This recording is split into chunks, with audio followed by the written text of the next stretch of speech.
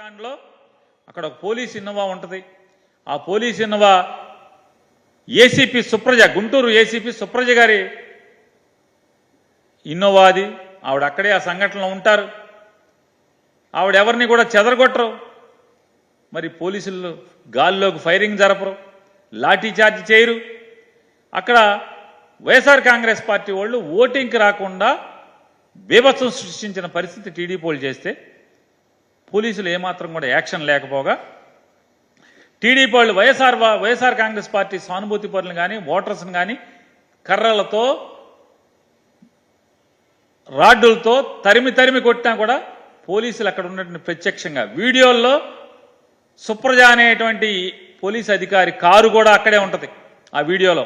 కానీ ఒక్క police firing, గాల్లో కాల్పులు కానీ లేదా పోలీసులు చెదరగొడతాం కానీ ఈ అల్లరి మూకల్ని, విధ్వంసం చేస్తున్న మూకల్ని చెదరగొడతాం కానీ ఒక్కళ్ళు కూడా చేయరు. చెయ్యకపోగా అక్కడ యాక్షన్ ఉండదు, ఎఫ్ఐఆర్ నమోదవదు, కేసు ఉండదు, అరెస్టులు ఉండవు వాళ్ళందరి మీద. అదైపోతే ఆ పాల్వాయి గేట్లో ఆ ధ్వంసం అయిపోయిన తర్వాత 15వ తారీఖున విఆర్ఓ గారు, ఏది Palvai gate polling station number 202 presiding officer గారు విఆర్ఓ గారు ఒక రిపోర్ట్ పంపిస్తారు పోలీస్ స్టేషన్కి.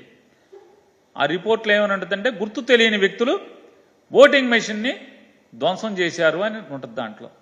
దాంట్లో ఎక్కడా కూడా పిన్నెల్లి రామకృష్ణారెడ్డి ఎమ్మెల్యే వచ్చి ధ్వంసం చేశాడని పోలింగ్ ఆఫీసర్ కానీ ప్రిసైడింగ్ ఆఫీసర్ కానీ లేదా స్థానిక విఆర్ఓ కానీ పాల్వాయి గేట్ విఆర్ఓ కానీ ఎక్కడా మెన్షన్ చేయరు. మరి అక్కడ పోలింగ్ బూత్లో ఉన్న పోలీసులు ఉన్నారు కదా, ఎవరు మాట్లాడరు. ఎవరు కనీసం ఎమ్మెల్యే గారు పాల్గొన్నారని కూడా ఎవరు ఒక్కరోజు కూడా మెన్షన్ చేయలేదు. కనీసం రాతపూర్వకంగా కూడా రిపోర్ట్లో కూడా ఎమ్మెల్యే పేరు లేదు.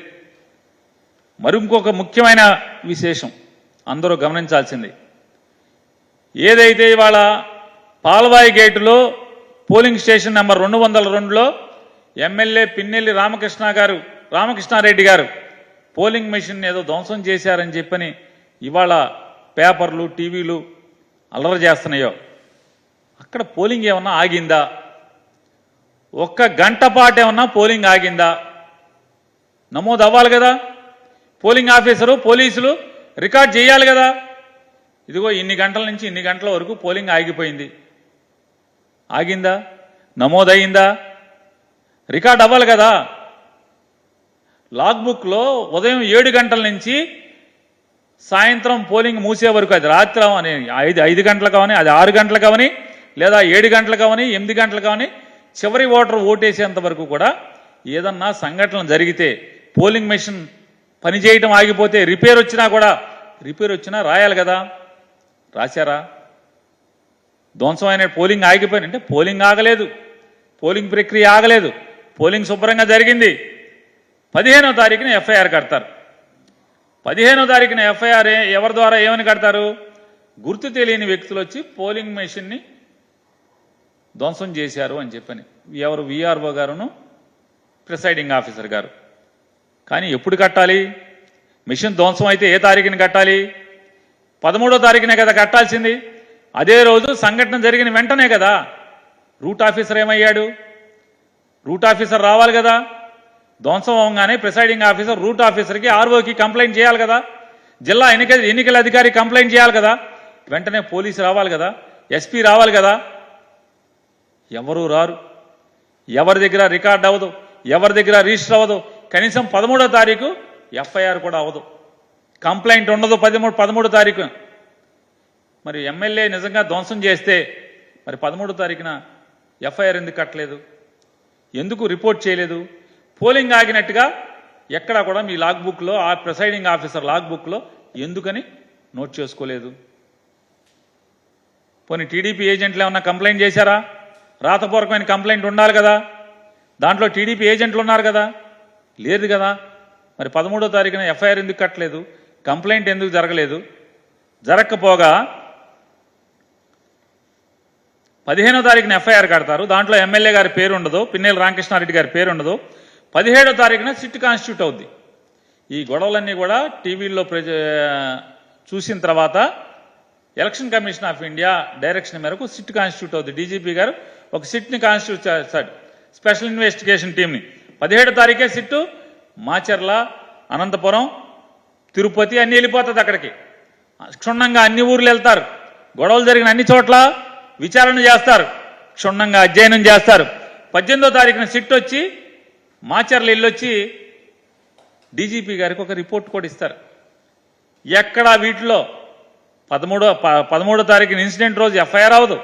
15వ తారీఖు ఏమో ప్రిసైడింగ్ ఆఫీసర్ తాపీగా ఏదో చుట్టాలింటికి పెళ్లికి వెళ్ళి వచ్చినట్టుగా ఆ రోజు కంప్లైంట్ ఇచ్చాడంటారు, విఆర్ఓ ఇచ్చాడంటారు.